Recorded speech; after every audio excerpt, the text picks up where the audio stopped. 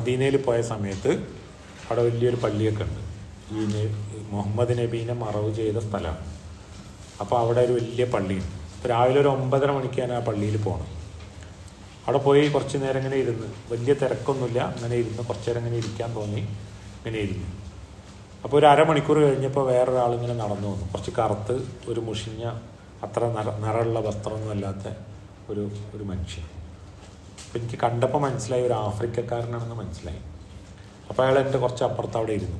അങ്ങനെ ഞങ്ങൾ രണ്ടാളും ഇങ്ങനെ ഇടയ്ക്ക് ഇങ്ങനെ മുഖത്തേക്ക് നോക്കും, ചിരിക്കും. അങ്ങനെ രാവിലെ 9:30 മണി മുതൽ 12:30 മണി വരെ ഇടയ്ക്കിടയ്ക്ക് നോക്കും, ചിരിക്കും. വേറെ വർത്താനമൊന്നുമില്ല. മൂപ്പരൊരു ഖുർആനൊക്കെ എടുത്തിരുന്ന് ഓതുന്നുണ്ട്, ഞാനിപ്പുറത്ത് ഇരിക്കുന്നുണ്ട്. അങ്ങനെ ലോഹർ ബാങ്ക് കൊടുത്തിട്ട് നിസ്കരിക്കുമ്പോഴത്തേക്കും കുറേ ആളുകൾ പല ഭാഗത്തും കൂടി വന്നിട്ടുണ്ട്. അങ്ങനെ നിസ്കാരമൊക്കെ കഴിഞ്ഞതിന് ശേഷം ഞങ്ങൾ എഴുന്നേറ്റപ്പോൾ ഞാൻ ഇയാൾ അവിടെ തന്നെ ഉണ്ടോ നോക്കുകയാണ്. അപ്പോൾ മൂപ്പര എൻ്റെ അടുത്തേക്ക് ഇങ്ങനെ നടന്നു വരികയാണ്. ഞാൻ മൂപ്പരുടെ അടുത്തേക്ക് പോയി. ഞങ്ങൾ രണ്ടാളും കൂടി ഒന്ന് കെട്ടിപ്പിടിച്ചു. കുറേ നേരം ഇരുന്ന് ചിരിച്ച മനുഷ്യരല്ലേ. കുറേ നേരം ഞങ്ങൾ രണ്ടാളും ഇങ്ങനെ ഇരുന്നു. ഭയങ്കര ഒരു ആത്മബന്ധം ഞങ്ങൾക്കിടയിൽ ഉണ്ടായി. ഒന്നും സംസാരിച്ചിട്ടൊന്നുമില്ല. അങ്ങനെ കുറേ നേരം കെട്ടിപ്പിടിച്ചവിടെ നിന്നു. അപ്പോൾ എവിടെയെന്ന് ചോദിച്ചപ്പോൾ സുഡാനിൽ നിന്ന് വന്ന ആളാണ്, യൂനസ് എന്നാണ് പേര്. അപ്പോൾ നിസ്കാരമൊക്കെ കഴിഞ്ഞ് എല്ലാവരും ഇങ്ങനെ പുറത്തേക്ക് ഇറങ്ങുക. ഭയങ്കര തിരക്കാണ് ആ സമയമാകുമ്പോൾ. പുറത്തേക്ക് ഇങ്ങനെ ഇറങ്ങി വരുന്ന സമയത്ത് അദ്ദേഹം ഇങ്ങനെ തപ്പാണ് മേലൊക്കെ.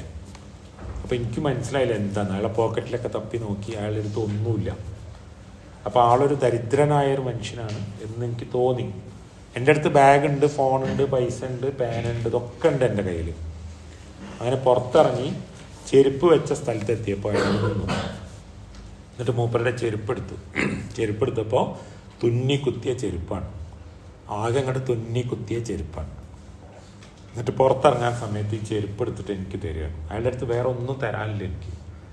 അപ്പോൾ കുറച്ച് നേരം അങ്ങോട്ടും ഇങ്ങോട്ടും ഇരുന്ന് ചിരിച്ച് ഏതോ നാട്ടിൽ നിന്ന് വന്നൊരു മനുഷ്യൻ പുറത്തിറങ്ങുമ്പോൾ അയാളുടെ സന്തോഷത്തിന് വേണ്ടി എനിക്ക് എന്തെങ്കിലും തരണമായിരുന്നു. അപ്പോൾ ഈ ചെരുപ്പ് എനിക്ക് തരികയാണ്. തുന്നിക്കുത്തിയ, അടിയൊക്കെ പൊളിഞ്ഞ, അതേ അദ്ദേഹത്തിൻ്റെ അടുത്തേ ഉള്ളൂ. എന്തോ ഒരു സന്തോഷത്തിൻ്റെ പുറത്ത് എവിടുന്നോ കണ്ടൊരാളെ സന്തോഷിപ്പിക്കാൻ വേണ്ടി ഈ ചെരുപ്പ് തരും. ഞാൻ ഈ ചെരുപ്പ് വാങ്ങുകയാണെങ്കിൽ കണ്ണാടിക്കൂട്ടിൽ ഫ്രെയിം ചെയ്ത് വെക്കണം. പക്ഷെ വാങ്ങിക്കഴിഞ്ഞാൽ ഈ നട്ടുച്ച വെയിലത്ത് അയാൾ നഗ്നപാതനായി ഇങ്ങനെ കാലൊക്കെ പൊള്ളി നടന്നു പോവുകയും ചെയ്യും. അപ്പോൾ എനിക്ക് എന്നോട് തന്നെ ഭയങ്കരമായ പുച്ഛ തോന്നി. എൻ്റെ അടുത്ത് ബാഗുണ്ട്, എൻ്റെ അടുത്ത് അത്തറിൻ്റെ ഒരു കുപ്പിയുണ്ട്, പേനുണ്ട്, ഇതൊക്കെ ഉണ്ടായിട്ടും ഈ മനുഷ്യന് ഇതെന്തെങ്കിലും ഒന്ന് കൊടുക്കണം എന്ന് എനിക്ക് തോന്നിയിട്ടില്ല. നോക്കൂ നിങ്ങൾ, ഒന്നുമില്ലാത്തൊരു മനുഷ്യൻ അയാളുടെ കാലിൽ തുന്നിക്കുത്തിയ ചെരുപ്പെടുത്തിട്ട് തരിക. ഇതൊക്കെ ജീവിതത്തിൽ ഉണ്ടായ അനുഭവങ്ങളാണ്, എവിടുന്നോ എടുത്ത് കഥ പറയുന്നതല്ല. അപ്പം നമ്മളെ സ്വാധീനിക്കുകയാണ് ഇങ്ങനത്തെ മനുഷ്യർ നമ്മളെ സ്വാധീനിക്കുകയാണ്.